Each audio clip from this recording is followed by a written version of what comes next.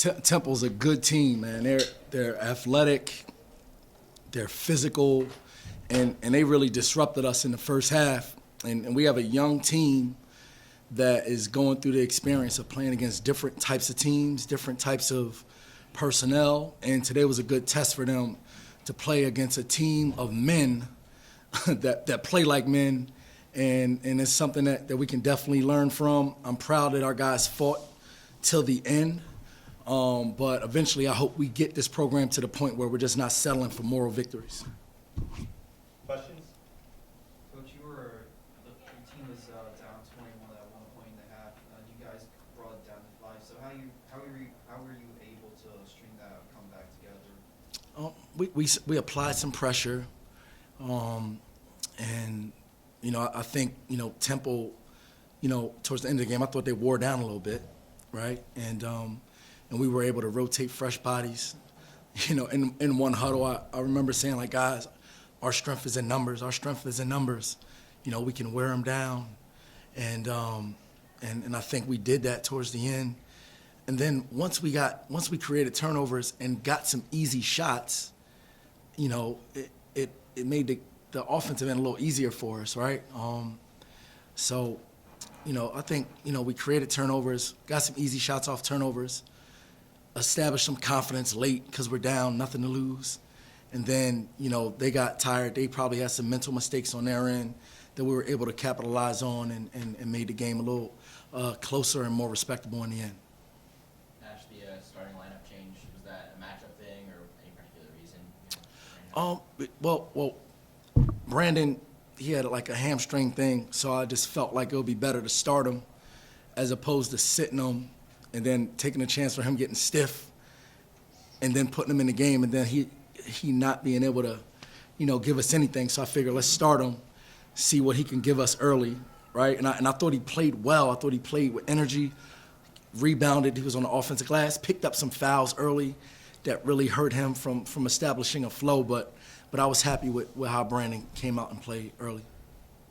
What did you think of the ball movement today? You get 17 assists on 23 field goals. Honestly, it was all on our second half run.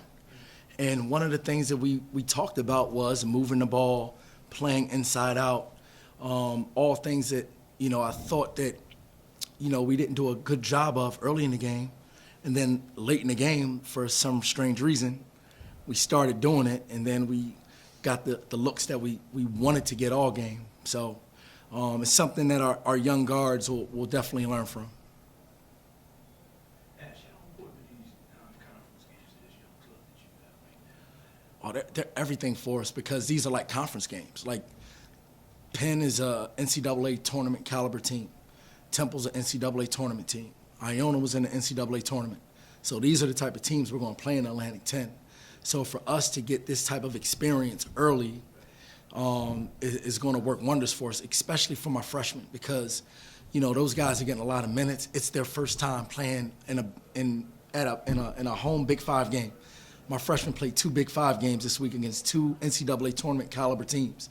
So they're going to get better. They're going to learn from it, and it's really encouraging to see that they have the fight in them to not quit and to just not lay down. Spencer's a kid, didn't play a ton when he was at Clemson. How do you feel like he's adjusting? Is there an adjustment period for him to go from playing a couple minutes a game? Absolutely, because he didn't play at Clemson. So he's almost like a freshman also. And, with our transfers, and Dave Beatty went through it last year, those guys have to understand that I love them. So every mistake you make isn't the end of the world. Those guys, especially Scott this year, same thing with Dave last year, every mistake for those guys was like the end of the world. It's like, dude, I love you, man. It's all good. You're going to make mistakes.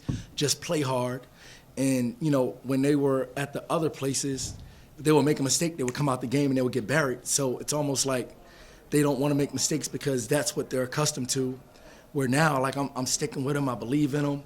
And we have to go through games like today so they can learn from them and just understand, the trust is there. Just play hard and we'll be all right. And then once we got over the mistakes that we were making and just focused on playing hard, then in all honesty, we made our run. That was a huge part of our run.